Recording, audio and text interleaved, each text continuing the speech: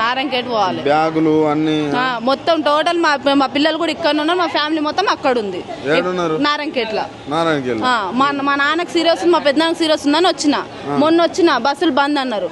బంద్ అనేసరికి లేదమ్మా ఒక రోజు అనేసరికి లేదు నాన్న నేను పోతా అన్న. మా ఆయనకు ఫిట్స్ వచ్చిందంట. ఆయన అక్కడ పడిపోయి ఉన్నాడు పనికాడ.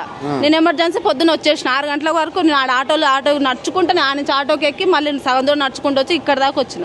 మా ఆయన ఫిట్స్ వచ్చి అక్కడ దెబ్బలతో పడున్నాడు. ఆయన కోసం అని చెప్పి నేను బట్టలను చదువుకొని దెబ్బ వచ్చేసిన. ఇప్పటిదాకా బస్సు లేదు.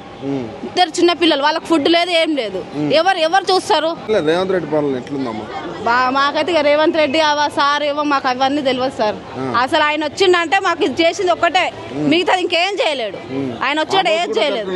ఆ బస్సులు కూడా కట్టి నడుస్తలేవు కదా సార్, బస్సులు కూడా కట్టి నడుస్తలేవు. ఎవరికైనా ఇప్పుడు ఎమర్జెన్సీలు ఉన్నారంటే సరే, ఇప్పుడు ఎవరికైనా పైసలు లేవు, ఎమర్జెన్సీ ఉన్నావు, నువ్వు అప్పుడు ఇచ్చినావేమో చేసినామో అయిపోయిందేమో. ఆధార్ కార్డు ఒకటి చూపిస్తే అయిపోయిందా? మిగతా వాళ్ళకి కావాల్సి చేస్తే మాకు ఇంత కష్టాలు ఉండవు కదా.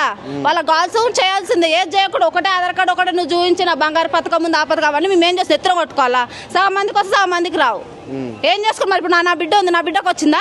మరి నేను కూడా అప్లికేషన్ పెట్టినా, మరి ఇంటికి అప్లికేషన్ పెట్టినా, రేషన్ కార్డు అప్లికేషన్ అన్నిటికీ పెట్టినాం. మరి నాకెందుకు రాలేదు? మరి సగం మందికి వస్తే సగం మందికి రాదంట. ఇదేంటి? ఇది మన తెలంగాణనేనా? తెలంగాణ వచ్చిందని అన్నారు. ఇదేనా మన తెలంగాణ? ఇంత ఘోరంగా ఉంటుందా? పిల్లలు వేసుకొని ఇప్పటిదాకా మేము ఇక్కడ కూర్చొని పొద్దున 6 గంటలకు 5 గంటలకు మేము బస్సులో పోండి రోడ్ల పోండి నడుచుకుంటూ వచ్చి పిల్లలు బస్సు దాకా ఉరుకుతున్నాము.